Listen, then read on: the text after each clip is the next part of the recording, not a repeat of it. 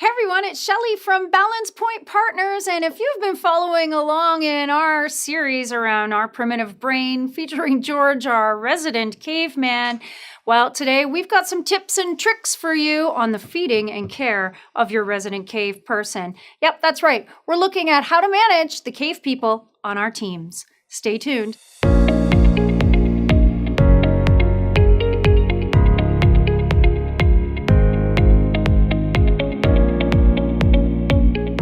Chris, welcome back.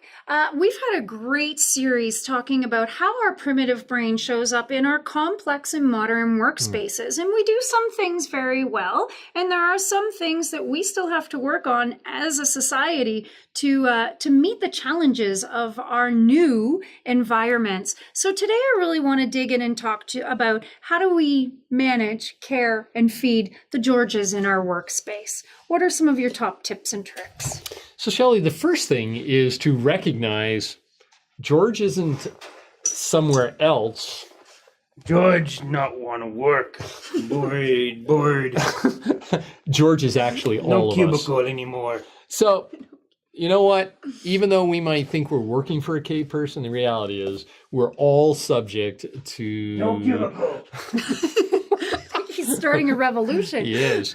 Boy, that's the problem with Georges in the workplace. So first of all, we're all Georges in the workplace, but there is a couple of things that we can do to work with all of the Georges, including ourselves. So one of the first things is when you have a real cave person in your office who's extremely disruptive and so on, the first decision that you have to make is, should they even be in your workplace in the first place? And so if somebody is really acting like a cave person, that they're aggressive, that they're threatening and so on, there's a pretty high likelihood you've got somebody who in fact may be bordering on some pretty unhealthy behaviors. And in those cases, they probably shouldn't even be in the workplace at all. So that's the first decision that you have to make around the more aggressive cave people in your workplace. Now, the second thing is, we are used to functioning within tribes. And so it's very important to develop respectful peer-to-peer relationships. And you need to really concentrate on creating environments that are continuously adaptive. Strong relationships, adapting the environment, using the tools that are available. Those are all the things that we've done in tribes for many, many years, and they still apply in our current work environment. And really the third thing that we should always do is start with a picture. George, over hundreds of thousands of years, drew pictures, chiseled pictures, and so on. And so deep within our psyche is the need to always, when we talk about something, to see what in fact it looks like. So anytime you're working on a problem, making a decision, working with your tribe in your workplace, always start the work with a good, accurate, meaningful picture. And those are three places that you can start that really leverage what we're built for as cave people.